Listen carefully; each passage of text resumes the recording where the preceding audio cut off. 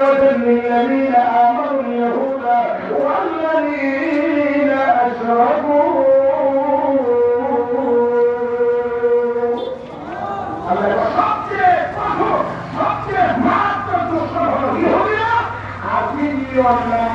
হলো পৌত্রীরা একেবারে সহজ ভাষায় বলি একদিকে হলো মোদী আরেকদিকে হলো নেতানিয়াহু।